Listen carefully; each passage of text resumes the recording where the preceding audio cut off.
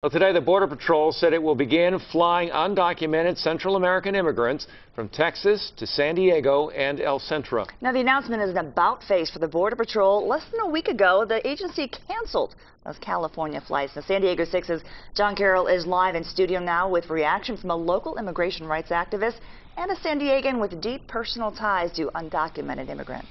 Laura, Jim, the federal government has been struggling the last couple of months to cope with a big surge in undocumented immigrants, especially children, coming into the country. There is stiff resistance here in San Diego to bringing them here, but others say it's a humanitarian crisis the United States cannot ignore.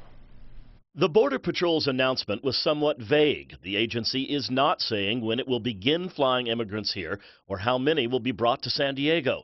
But no matter what side you're on in the issue of what to do with immigrants who have come to this country illegally, there is an immediate crisis that immigration rights activists say must be addressed. We do believe that it's every person's right not only to migrate but also not to migrate, to stay in their home countries and be able to provide for their families. Benjamin Prado says even if people come here illegally, they should still be treated humanely. There's not enough resources at this point that are available so that families don't have to be warehoused in these detention centers. Well, it was heartbreaking. I mean, the fact that they're children and they're having to come to the United States for a better life. But San Diego 6 viewer Marco Gomez isn't talking about the situation right now. He's talking about the mid-'80s when he was a child in Chula Vista. The situation was desperate for undocumented immigrants then, too, so his mother decided to do what she could to help. My mom would get up early and make breakfast, but yet everyone's asleep. Gomez thought that was odd until one day when he looked out into the backyard.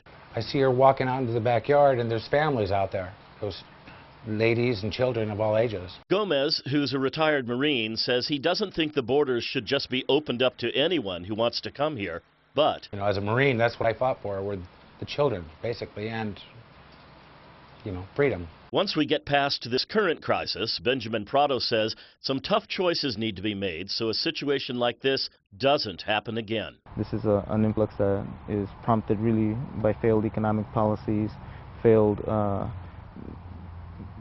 gang or drug war policies by the United States. We see that the movement of people into the United States as a consequence of these economic policies.